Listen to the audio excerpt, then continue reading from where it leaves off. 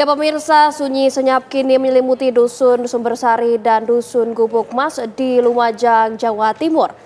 Pasca diterjang awan panas, guguran dan banjir lahar Gunung Semeru, dua dusun di Lumajang, Jawa Timur luluh lantak. Petugas meminta warga untuk mengosongkan lokasi terdampak bencana.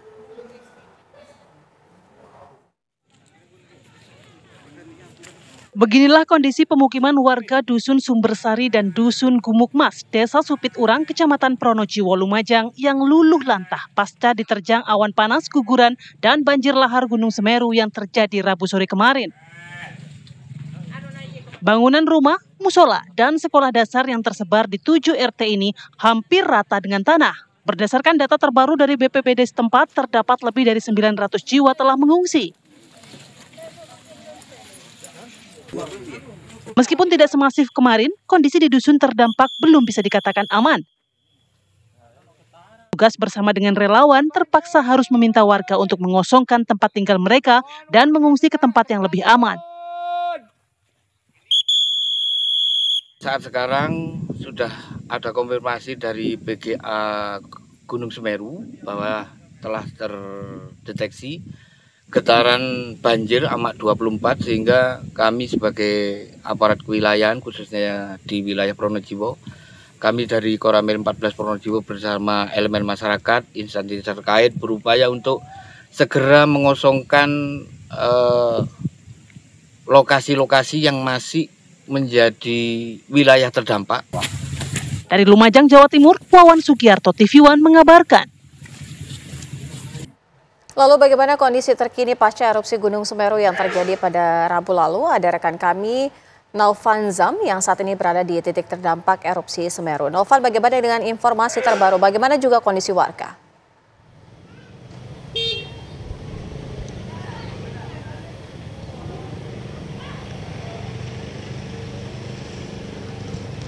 Ya pemirsa, sekarang saya berada di lokasi terdampak dari letusan atau erupsi Gunung Semeru, tepatnya ada di Desa Supit Urang di Kabupaten Lumajang pemirsa. Memang pada saat ini kondisi setelah hujan sehingga memang banyak sekali becekan dan juga jalan licin akibatkan hujan tersebut. Memang banyak sekali lumpur dan juga pasir abu vulkanik yang terbawa oleh erupsi Semeru tersebut, dan jika dicampur oleh air hujan maka memang menyebabkan jalan itu licin dan juga memang menyebabkan kesulitan untuk mengakses lokasi-lokasi yang masih tertimbun oleh pasir-pasir tersebut pemirsa.